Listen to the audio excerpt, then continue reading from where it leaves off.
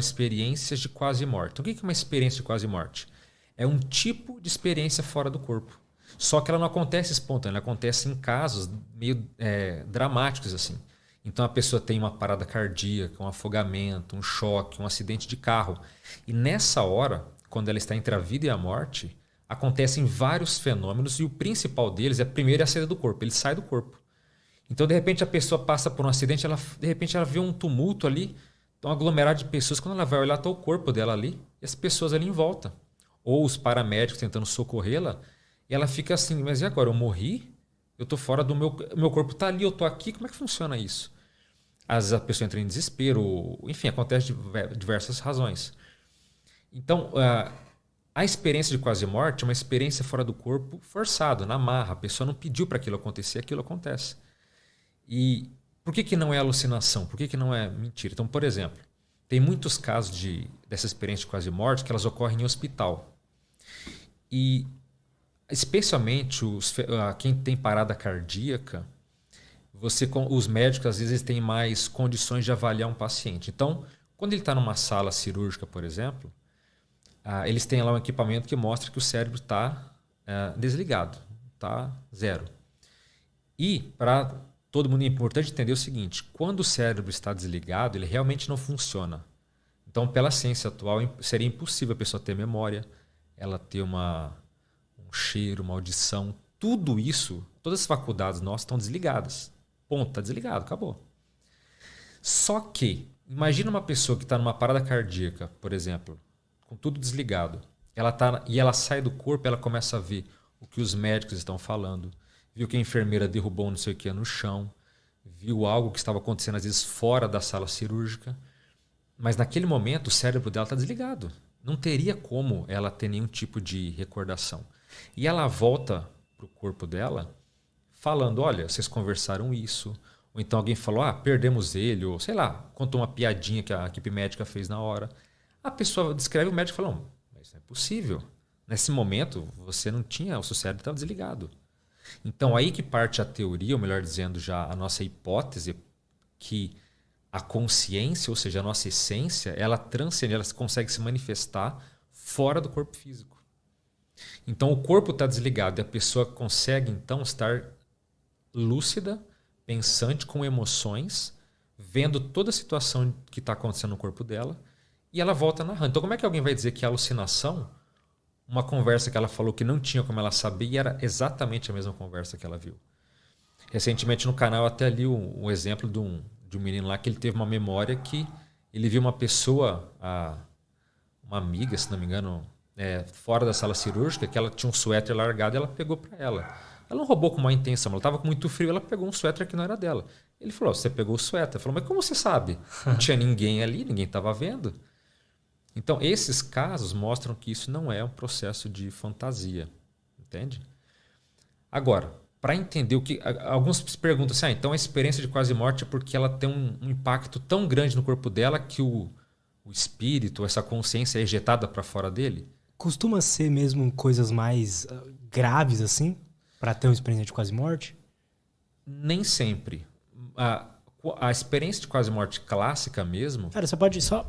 trazer um pouco mais para você.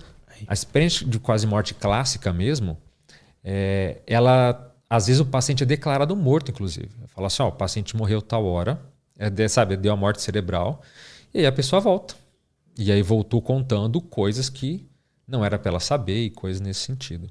Então tem casos que podem ser muito graves, tem outros que parecem que não. A pessoa ela tem um ataque súbito, ou ela passa mal, às vezes desmaia dentro da própria casa, nem chega para o hospital. Uhum. Mas aquele mal que ela passou ali, acontece uma série de eventos e aí ela volta contando aquilo. Então, muitos relatos, você não sabe dizer se realmente ela esteve num caso extremamente grave ou não. Mas aí é que entra um outro viés. Nesse estudo da experiência fora do corpo, existe também uma especialidade chamada projeciologia.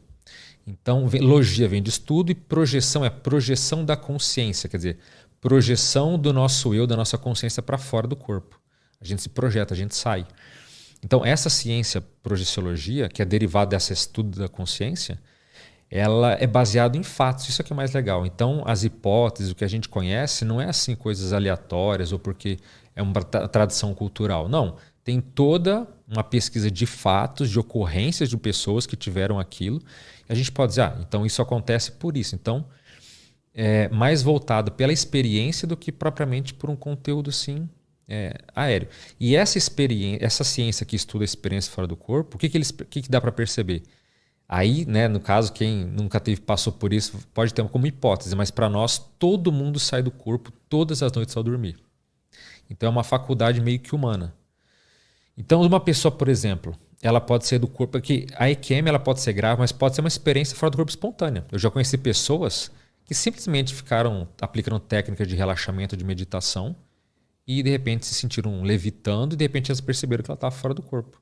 Tem alguma coisa a ver com projeção astral? Isso, projeção astral, projeção consciente, desdobramento, emancipação da alma, tem vários nomes, enfim, entendi. Projeção consciente, é exatamente isso.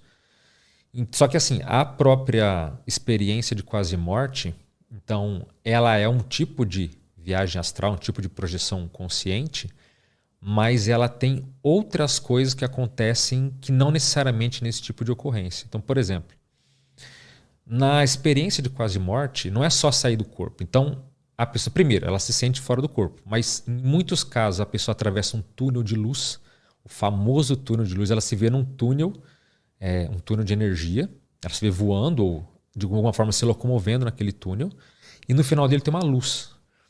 Nessa luz ela pode encontrar um local que alguns descrevem como sendo paraíso, como sendo, que é um local, às vezes são locais diferentes, tá? Não é um único local apenas, mas um local de muita beleza, um local realmente que parece que todas as coisas, a grama é viva, tudo tem uma coisa diferenciada. Nessa EQM, a pessoa pode encontrar parentes que já faleceram ou o chamado ser de luz, que aí para nós o termo técnico é amparador. Quer dizer, um amparador é uma consciência, um ser que nos ampara, que nos ajuda, que nos protege às vezes. Mas esse ser não é alguém angelical que nunca, sabe? Não, é uma pessoa como eu e você, alguém que já morreu, já descartou o corpo e tem uma aparência luminosa, vem passar uma mensagem. Existe também outra característica, chamada revisão da vida. Então tem um fenômeno chamado revisão da vida ou visão panorâmica. Então pensa, alguém pode dizer assim, é um momento nostálgico. Então, não é. É um fenômeno muito profundo. Então, por exemplo, pensa uma pessoa que durante EQM, em segundos ela revê a vida dela. Mas o tempo é relativo. Parece que passaram-se horas e ela consegue ver detalhes da vida dela, do nascimento até aquele momento. Coisas que ela fez, da infância. Ela pode lembrar de absolutamente tudo da vida dela, tudo. E, inclusive, tem casos de visão panorâmica ou de revisão da vida, nesse flashback, que ela consegue, inclusive, acessar a emoção das pessoas. Então, ela vê a ação que ela teve, como que repercutiu na outra pessoa. As emoções que ela gerou, ela sente a emoção da outra. O quanto que ela foi boa para os outros, ou o quanto que a atitude dela machucou, feriu. Então, é um fenômeno profundo. Você rever a tua própria vida e se existe uma vida após a morte, é um fenômeno necessário. Você viu quais foram as coisas ruins que você fez, coisas boas. E então, esse é um ponto muito interessante, porque nesse caso, a pessoa é o próprio juiz de si mesmo. Ela olha a vida dela com uma transparência tão grande que ela sabe se ela errou, se ela acertou. Ninguém precisa dizer se a vida dela deu certo ou deu errado. A vida dela fica muito nítida para tudo. Então, isso é um processo que é muito forte para muitas pessoas, entendeu? Existem também casos onde na própria experiência de quase morte também tem uma chamada fronteira. Então, há uma fronteira simbólica que a pessoa sabe que se ela passar, ela não volta mais para a vida. Então, pode ser um rio, uma porta, pode ser... Fim do túnel? Não, o túnel até pode ser. Tem alguns casos que ela sabe, se ela for para o final do túnel, ela não volta mais.